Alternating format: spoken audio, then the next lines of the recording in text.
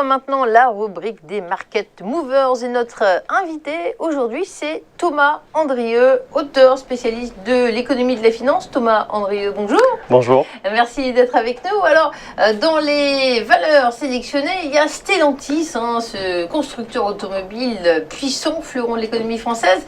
Il va faire cause commune avec le mastodonte taïwanais de produits électroniques Foxconn, qui est notamment connu pour fabriquer l'iPhone d'Apple. On sait qu'on est dans un contexte de pénurie des semi-conducteurs, des composants, donc certainement une idée géniale de Stellantis. Que pensez-vous de cette valeur, Thomas? Oui, tout à fait. On a appris en début de semaine la fusion justement de la filiale FIH Mobile de Stellantis avec Foxconn pour justement mettre en place des cockpits intelligents. Donc ça tombe globalement bien puisqu'aujourd'hui on est dans une situation de pénurie de puces électroniques. Donc ça c'est un véritable problème. Il y a 2 usines Stellantis qui ont été fermées ces derniers jours. À côté de ça, Stellantis affiche des résultats extrêmement performants. Les résultats sont en hausse de 46% sur un an avec un chiffre de 75 milliards au premier semestre.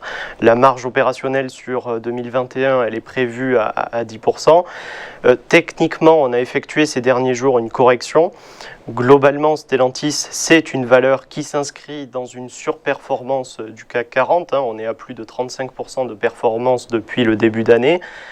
Ces derniers jours, justement, on a corrigé plus fortement. On a aussi participé à cette baisse globale du CAC 40 avec Stellantis. On le voit bien sur le graphique, effectivement. Tout à fait. Et donc les supports clés, ce sera notamment 17 et 16,60 €. Si on arrive sur ces supports, on pourrait remettre en question la longue ligne de tendance que l'on suit depuis le début d'année.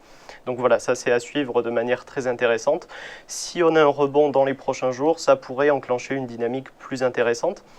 Donc globalement, à long terme, Stellantis est prévu pour avoir de très bons résultats. Il n'y a pas de grosses anomalies là-dessus.